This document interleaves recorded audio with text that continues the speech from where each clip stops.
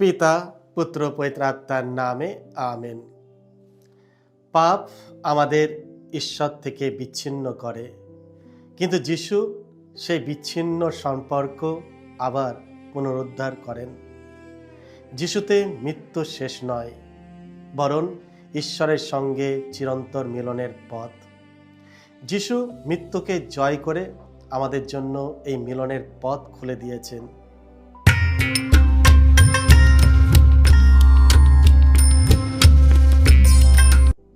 খ্রিস্ট আমার পরম প্রিয়জনেরা, আজ মার্চ মাসের ২৬ তারিখ, তপস্যাকালের পঞ্চম সপ্তাহ, বৃহস্পতিবার। আর আজকে ডেলি মান্না ঈশ্বরের বাণী প্রতিদিন নেওয়া হয়েছে সাধু যোহন রচিত মঙ্গল সমাচার থেকে ৮ অধ্যায় ৫১ থেকে ৫৯ পদ। এসো আমরা ভক্তিভাবে আজকের এই বাণীটি শুনি।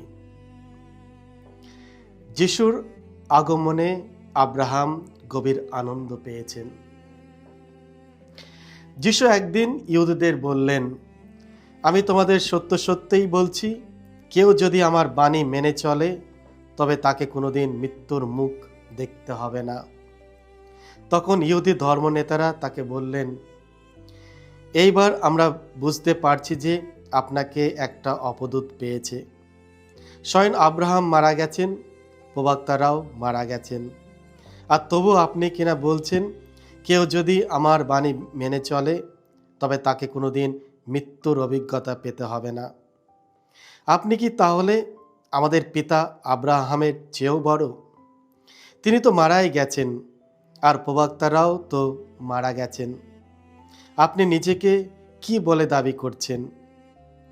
যিশু উত্তর দিলেন, আমি যদি নিজেই নিজের মহিমা প্রচার করে বেড়াতাম তবে আমার সেই মহিমার কোনো মূল্যই থাকতো না। আসলে আমার পিতাই আমাকে মহিমান্বিত করেন। হ্যাঁ, সেই তিনিই যার সম্বন্ধে আপনারা বলে থাকেন যে তিনি আপনাদের ঈশ্বর। তাকে আপনারা জানেন না, কিন্তু আমি তাকে জানি। যদি বলতাম আমি তাকে জানি না, তবে আপনাদের মতো আমিও হতাম মিথ্যাবাদী। কিন্তু না, তাকে জানি আমি এবং তার বাণী মেনেও চলি। আপনাদের পিতা আব্রাহাম এইভাবেই গভীর আনন্দ পেয়েছিলেন যে তিনি আমার আগমনের দিনটি দেখতে পাবেন, আর তা দেখতেও পেয়েছেন তিনি, আর তাতে আনন্দিত হয়েছেন। ইহুদি ধর্মনেতারা তখন যিশুকে বললেন, আপনার বয়স তো এখনো ৫০ বছর হয়নি, আর আপনি কিনা আব্রাহামকে দেখেছেন? যিশু উত্তর দিলেন, আমি আপনাদের সত্য সত্যই বলছি, আব্রাহাম জন্মাবার আগে থেকেই আমি আছি। তখন তারা তাকে পাথর ছুঁড়ে মারবার জন্য পাথর কুড়োতে লাগলেন, কিন্তু যিশু সবার সামনে থেকে আড়ালে গিয়ে মন্দির ছেড়ে বেরিয়ে গেলেন। এই হলো প্রভু যিশুর মঙ্গল সমাচার। প্রভু যিশু তোমার মহিমা প্রচারিত হোক। যিশুর বাক্য অনুযায়ী জীবনযাপন করা। খ্রিস্ট আমার পরম প্রিয়জনেরা, পবিত্র মঙ্গল সমাচারে আমরা যিশু ও ইহুদিদের মধ্যে এক গভীর ও উত্তেজনাপূর্ণ কথোপকথন দেখি। যিশু একটি আশ্চর্যজনক ঘোষণা করেন, কেউ যদি আমার বাণী মেনে চলে তবে তাকে কোনোদিন মৃত্যুর মুখ দেখতে হবে না। এই কথাটি শুনে লোকেরা বিস্মিত হয়ে যায়। তারা এটিকে শুধুমাত্র শারীরিক মৃত্যুর দিক থেকে বোঝে, কারণ আব্রাহাম ও প্রবক্তারা সকলেই তো মারা গেছেন। তাই তারা প্রশ্ন করে, তুমি নিজেকে কি বলে মনে করো? কিন্তু যিশু আরো গভীর কিছু বোঝাতে চাইছেন। প্রথমত, অনন্ত জীবনের দান, the gift of eternal life. যিশু শারীরিক মৃত্যুকে অস্বীকার করছেন না, বরং তিনি এক নতুন জীবনের কথা বলছেন, অনন্ত জীবন।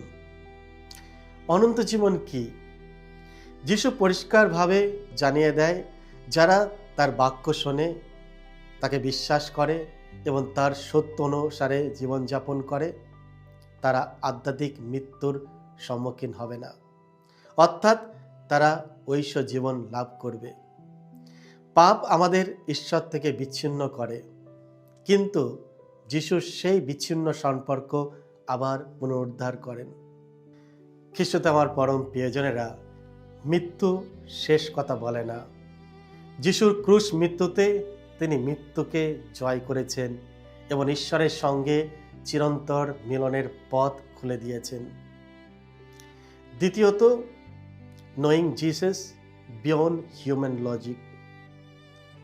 যিশুর সময়ে মানুষরা কেবল মানবিক যুক্তির ওপর নির্ভর করেছিল।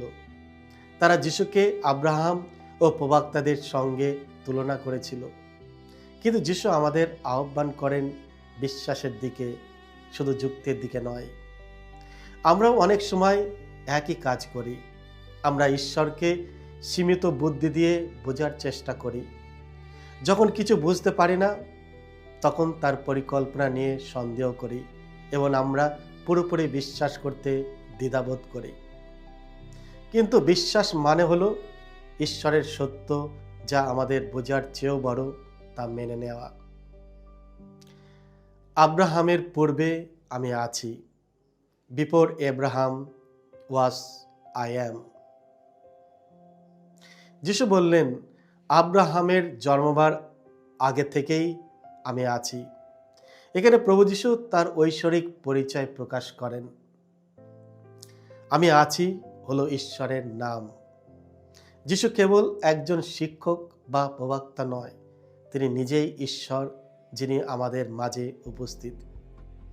খ্রিস্ট আমার পরম প্রিয়জনেরা, আর এই সত্য আমাদেরকে একটি সিদ্ধান্ত নিতে আহ্বান জানায়।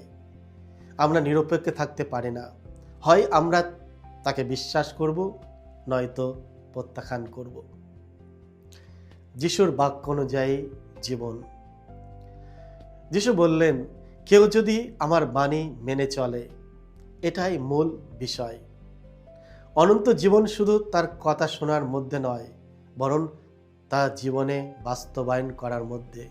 তার বাণী অনুসারে চলা, তার ইচ্ছা মেনে চলা এবং তাকে বিশ্বাস করা। আমরা নিজেদের প্রশ্ন করি, আমরা কি তার মতো একে অপরকে ক্ষমা করতে পেরেছি? আমরা কি কঠিন সময়েও তার মতো ভালোবাসতে পারছি? এবং আমরা কি সত্যের পক্ষে দাঁড়াতে সক্ষম হচ্ছি? ঈশ্বরের বাক্য পালনে আমাদের অন্তর, আমাদের জীবন পরিবর্তন করে। আজ যিশু আমাদের আহ্বান করছেন সন্দেহ থেকে বিশ্বাসে, ভয় থেকে সাহসের পথে, মৃত্যু থেকে জীবনের দিকে এগিয়ে যাওয়ার। খ্রিস্ট আমার পরম প্রিয়জনেরা, তাই আসুন আমরা তাদের মতো না হই যারা তাকে বুঝতে না পেরে প্রত্যাখ্যান করেছিল। বরং আমরা হৃদয় খুলে বলি, প্রভু, আমি বিশ্বাস করি, আমাকে তোমার বাক্য অনুযায়ী জীবনযাপন করতে সাহায্য করো। কারণ তার মধ্যে আমরা শুধু বেঁচে থাকি না, আমরা সত্যিকার অর্থে জীবন লাভ করি, এখন এবং চিরকাল। সকলকে জয় যিশু। ঈশ্বর আপনাদের সকলকে আশীর্বাদ করুন।